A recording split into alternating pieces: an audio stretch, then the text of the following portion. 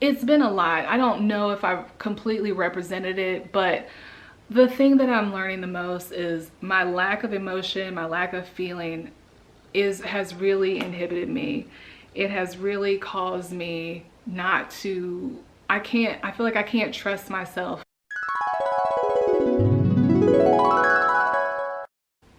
I've been learning some hard lessons lately.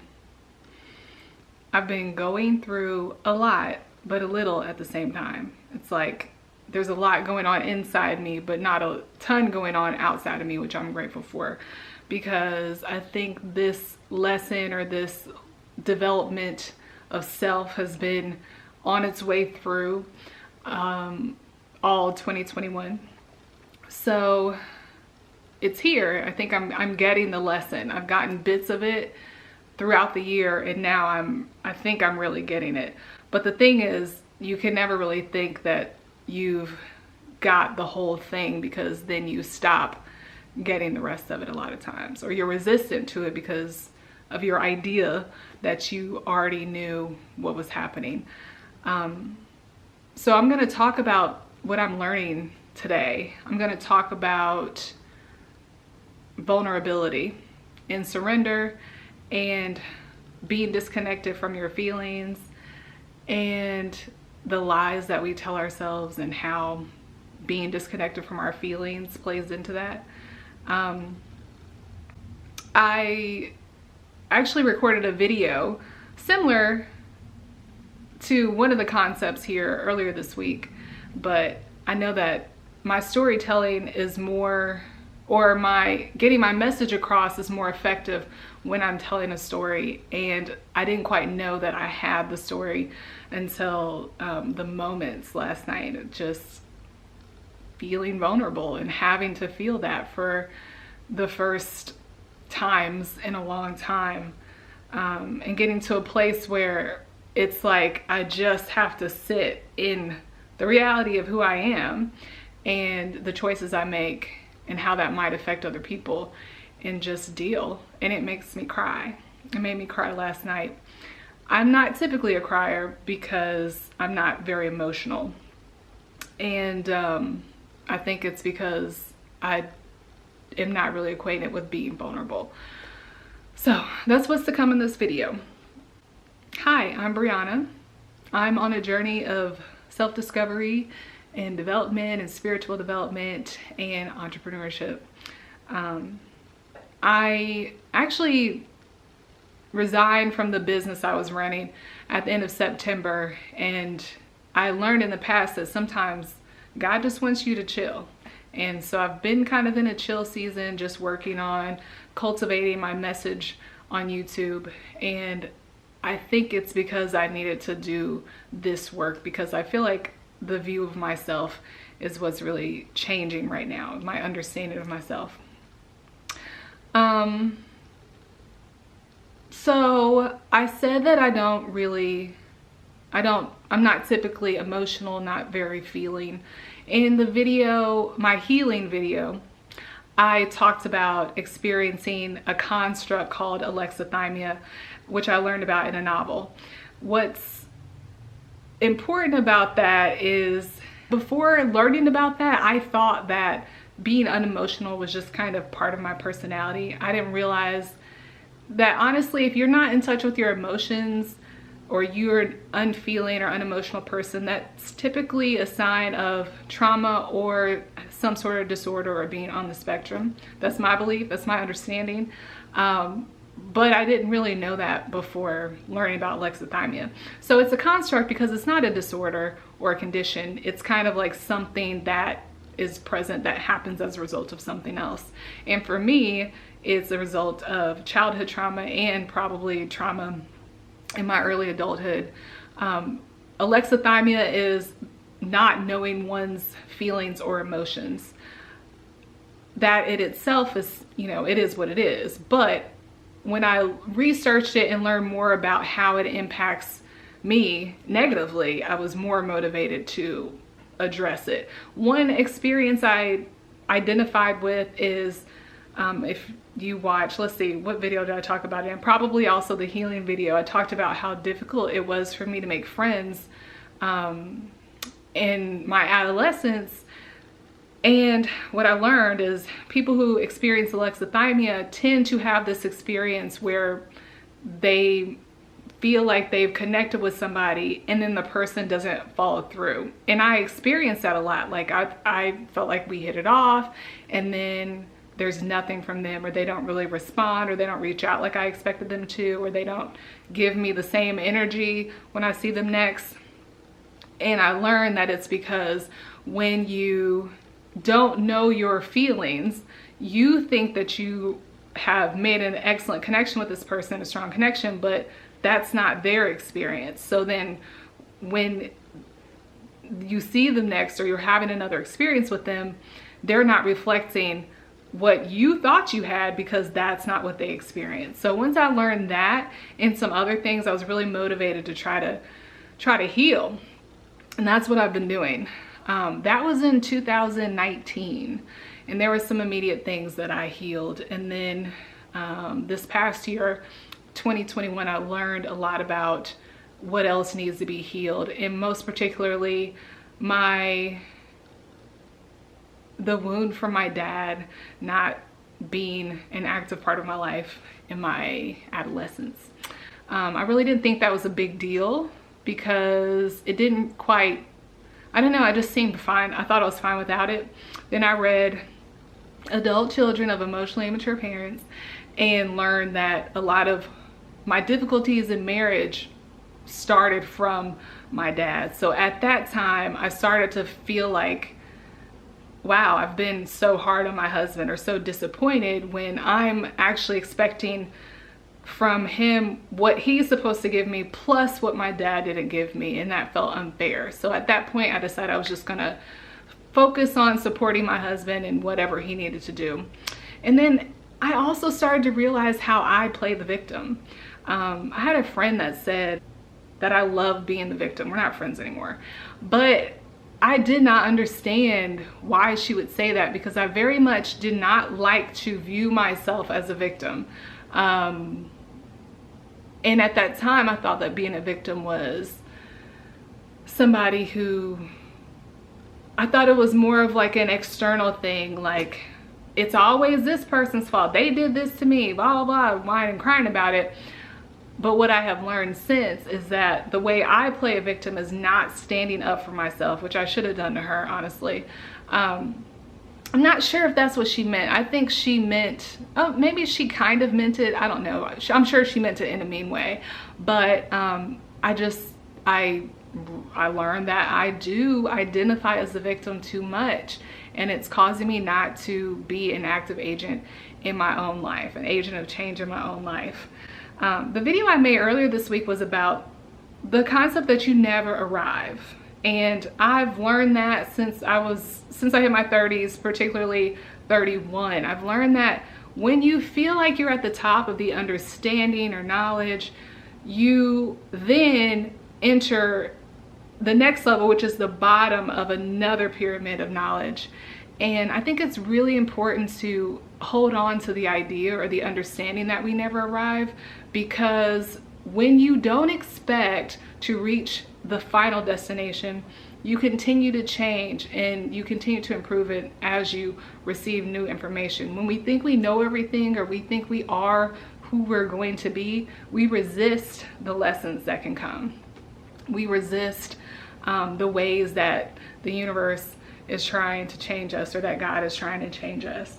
And I think this is a really important concept that should be considered in religion, because my experience is that this idea that we have arrived and we know everything there is to know about our relationships with God, or our particular religion, is what keeps people from changing, what makes people think that they shouldn't consider what the state of their heart is if they're not upset by racism, or feel like they have a right to judge others. I think that if we didn't expect that we reached a final form or final destination, we would probably be more willing to consider that we still need to change.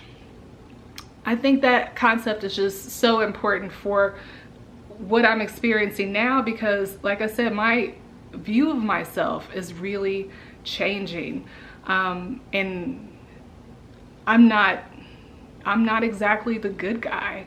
I'm the bad guy in some instances. And it kind of feels like at some points I'm both the good and bad guy, which is complicated. So like I said, I supported my husband trying to get him to go to therapy, and he started going to therapy in July, which has been great. I think I had to have him in a better place in order for me to get to the next level, because it had to be like safe for me to be stripped down like I feel I am right now. So I went to therapy in October, I think, because I felt like I needed more support as he was dealing with his stuff. I wish the therapist had said you should still expect your partner to support you, but she didn't say that. After the fact, I realized like I should have said this is what I need and given him the opportunity to meet that need or not. But instead I didn't, because I'm so used to being emotionally independent, and I thought that was okay, but it wasn't okay. So I made that video. I binge watched Made, which is the Netflix show starring Margaret Cayley. And you know, the story wasn't about me. It wasn't like I'm in her situation, but there were a lot of elements of the story that I really identified with. Like, she needed a parent, and I have felt that way in my life. She was worried about everybody else, but it wasn't really anybody worried about her, which I identified with. But there was this one scene where she confronts her dad about something, and he makes an excuse for her abusive boyfriend. And I realized I make excuses for my husband, and I need to not make excuses and just ask him for what I need. So that wasn't the same situation. I wasn't looking for somebody to help me with my abusive husband, but it was kind of like the verbiage was very much the same as what I had been telling myself. So I came home and I told my husband, I don't feel like I can ask you for what I need, and so forth and so on. And it was a scary conversation for me. I felt something that I do not feel.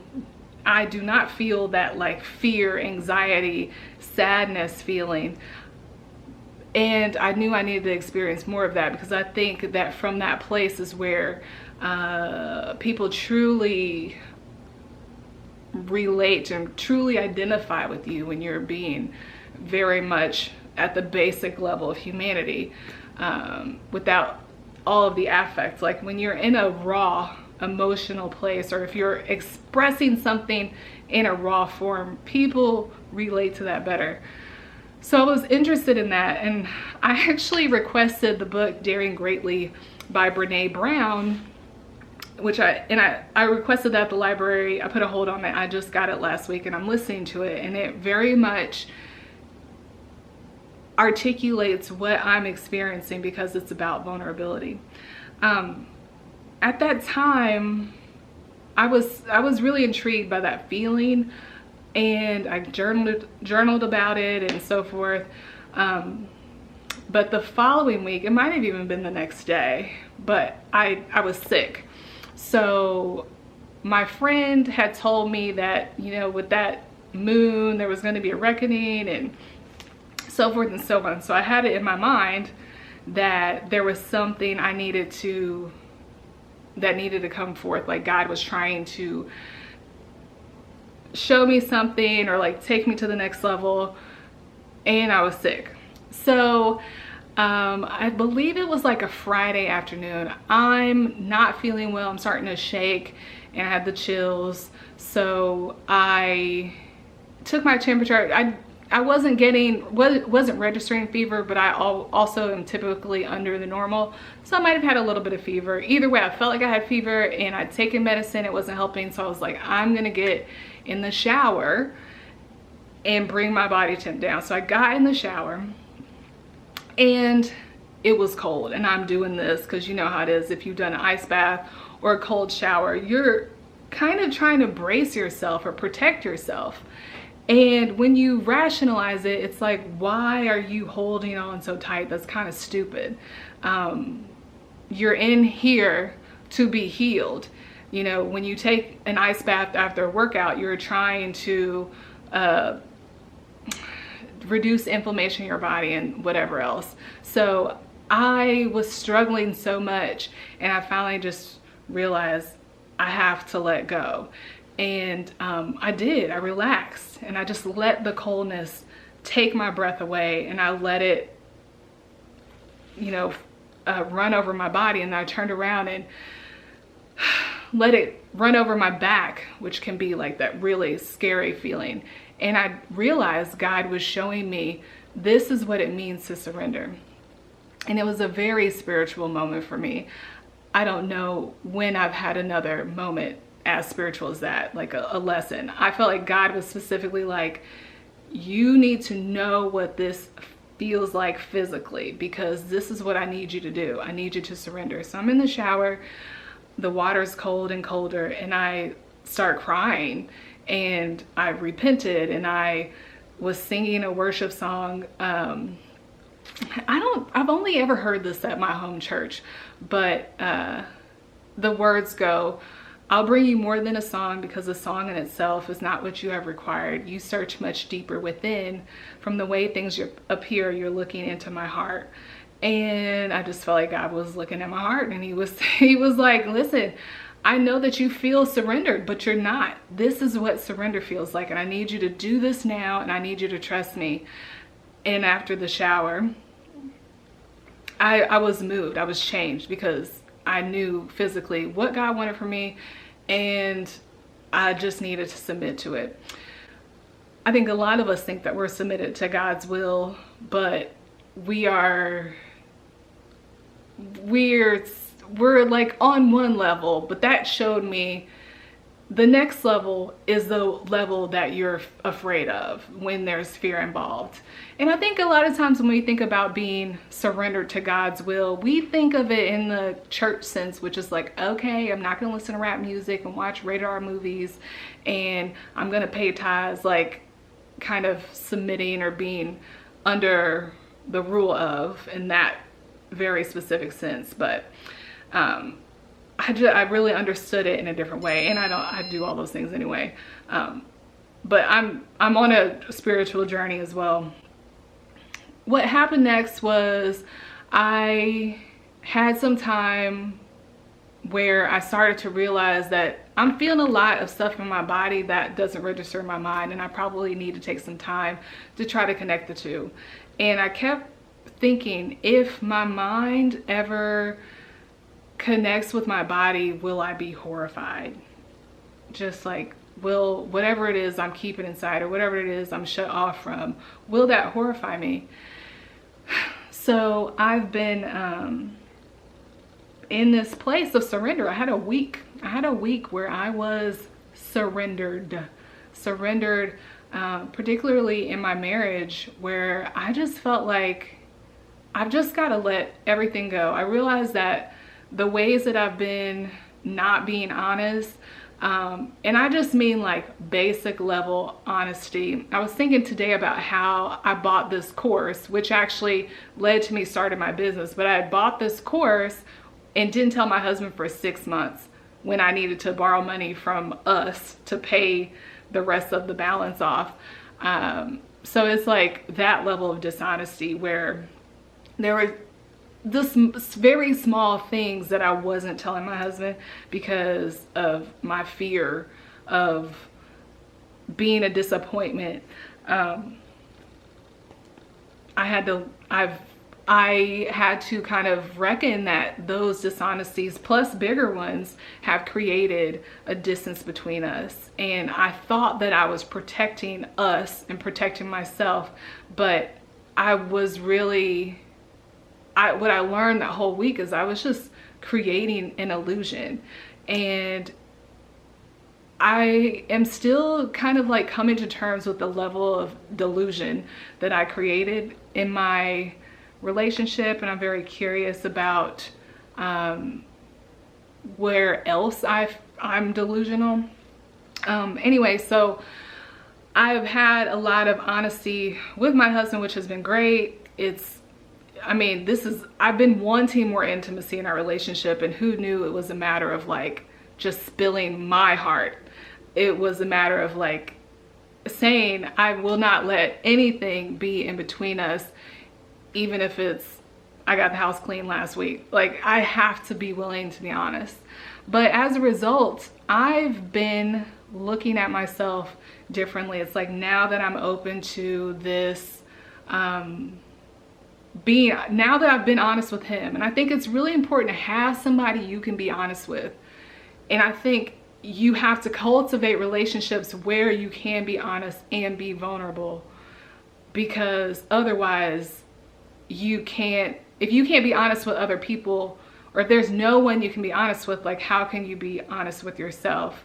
But now that I've been honest with him, that's what I was saying, I'm not protecting myself from him or from any outcome, because during that week I had to be like, it is what it is. I have to let all of these plates fall and let God put them back together the way they're supposed to be put together, because the way I've been holding them together is not working.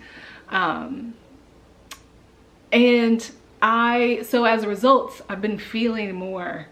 And because my feelings are more true, because I'm not lying to myself and lying to my partner and lying to everybody else, I am reconnecting with my feelings and understanding how my instincts have been off. A lot of the things I've been okay with are not okay. And I think that goes both with the choices I've made and the things that I have allowed. And I mean from any person in my life. I've been okay because I can't feel. We don't think there's a consequence to not having feeling, but I'm learning there is a consequence, and it's that your judgment is skewed. It's like, because I don't necessarily feel everything that I should feel, stealing a candle from Target doesn't feel bad to me. And this is, I would feel bad if I stole a candle from Target, but I mean like in a moral sense, the things that I might get a gut feeling about or feel guilty about, I don't feel that. I don't have that feeling of being taken advantage of, because that's something that I've protected myself from. And I don't mean like being guilty is being taken advantage of. I mean like these two things. That's something I've protected myself from feeling. And it's really making me recognize that I've made a lot of choices that I thought were right, and they probably weren't right. I have seen myself as a victim, and I think, you know, probably I did start as a victim. I think I'm recognizing that there is more consequence to my dad calling my house and wanting to talk to my brother, or wanting to talk to my mom and not wanting to talk to me, which that happened. He called, I think he asked for my brother or my mom and she wasn't there. He asked for my brother and he wasn't there, and he was like, okay, bye. I think there is a consequence to that I grew up shielding myself from, and now I'm still shielding myself from those types of feelings. And I'm out here, I've been a victim, and now I am victimizing others. It's when you're so attached to a narrative of who you are, which was me as a victim, you then don't see when you are victimizing others. So I am feeling guilt, shame, sadness, anger, and I think I haven't felt these things before because I wasn't vulnerable. I wasn't accustomed to being vulnerable. I thought vulnerability was honesty, but I think honesty, which is what people seem to resonate with in my work, the honesty and transparency, that's not the same, because the way I'm looking at it is me being honest with you affects the way you see me, but I don't care about how you see me. I don't necessarily care about your opinion of me until it affects my opinion of myself. So vulnerability, I feel, is jeopardizing the way I view myself by being honest with people that it matters to. And of course, my husband is the closest person to me. So being honest with him has been, I've gotten a huge dose of vulnerability and realizing I'm the bad guy, but I'm also the good guy. It's like there is not just one. And it's also, I'm not just talking about like in a moral sense that this matters. I feel like it's so important for me to embrace vulnerability right now so that I can make more choices from an authentic, pure place and not from a this fear avoidant place. I think that it's important for me to experience that, but I'm not just talking about it morally. So yesterday I had to tell my therapist that it wasn't working for us. And I felt really anxious about that. I felt it was important for me to tell her because I wanted to be able to give her that feedback. I think I'm strong enough for that. So I wanted to be able to do that and not book with her again, which isn't everybody's. Everybody doesn't have to do that with a therapist, but me as a person who honestly should be a therapist, I felt like it was a professional courtesy for me to do that. It was really hard, but since I've been accustomed to this feeling of vulnerability and knowing that some things need to be said and there never seems to be a perfect time to say it and it's never gonna be fun to say it, you still have to say it. So knowing that that's the case, I knew that the way I felt was not enough reason not to say it. And I felt really bad after that. I really did feel bad because I feel like she doesn't understand me. We've been seeing each other for almost 3 months. And I said, do you understand my psychology? She said, I'm getting there. Well, it's been 3 months. I don't feel like it should take that long. And plus I've been paying almost weekly for 3 months and you haven't really helped me. I felt like I was the problem, and I'm willing to entertain the idea that I'm the problem because I'm trying to create a new, updated idea of myself. And so I just stayed there in that feeling for that day, and it sucked. It really did suck.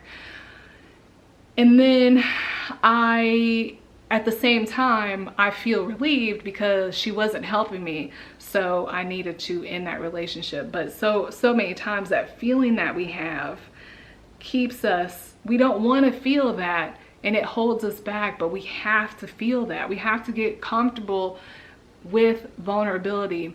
And I think we have to have somebody that we trust to practice that with. It's been a lot. I don't know if I've completely represented it, but the thing that I'm learning the most is my lack of emotion, my lack of feeling has really inhibited me. It has really caused me not to, I feel like I can't trust myself because everything's not working correctly. Like, yeah, I guess I could just follow every rule, but there also aren't rules for everything. So I'm just here feeling, and I feel it's a lot. Like, to feel vulnerable so much in 2 months when I haven't quite felt vulnerable since I think right before my senior year of college, when I was going through it with my boyfriend at that time. I think that's the last time I've had these feelings where I'm just like, there's nothing I can do. All I can do is get up, and I can barely work out. Like, I was almost in tears in my workout this morning because I'm just feeling all these things I haven't felt and just recognizing I'm not, whatever story I've been telling myself just isn't exactly true.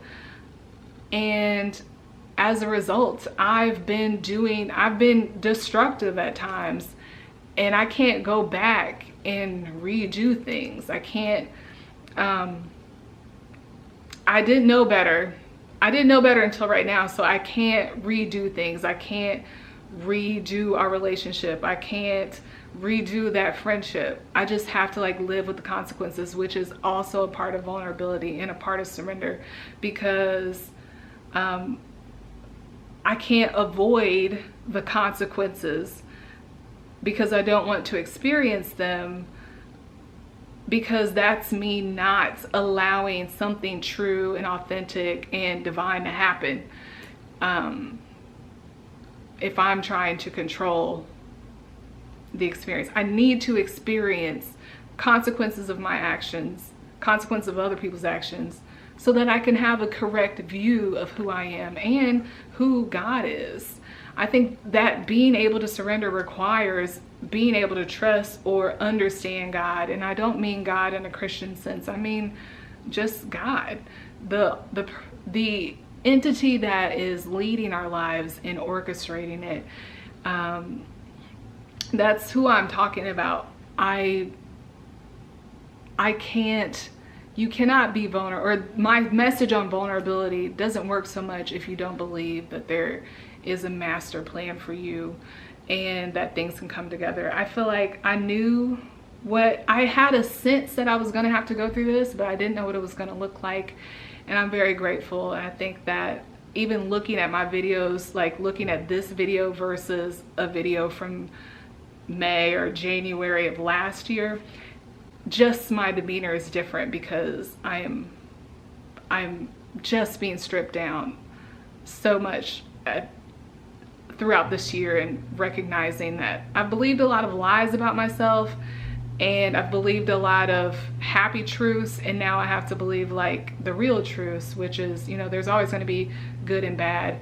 So I'm glad I'm in this process. It's very hard. It's very, like I said, I cried last night. I'm not used to feeling so much, and it's like I can only take so much, and then I just break. And I think I've got to do a lot of that and get a lot of things through my body. I hope that this message can encourage other people to do the same, and don't run from those fear feelings, those anxiety feelings. Know that that is where the growth and the change happens. That's where you see your true self and you deal with real facts, and you can make real growth. So, do you know vulnerability? Do you know what that feels like? Do you need to take a cold shower? And are you cultivating Mommy! Safe spaces so that you can do that, so that you can practice vulnerability? I welcome any comments, or if you've had any similar experiences. If you resonate with this video, please like it, please interact with me. And if you are resonating with me and you want to be on my journey, please subscribe. Thank you for watching.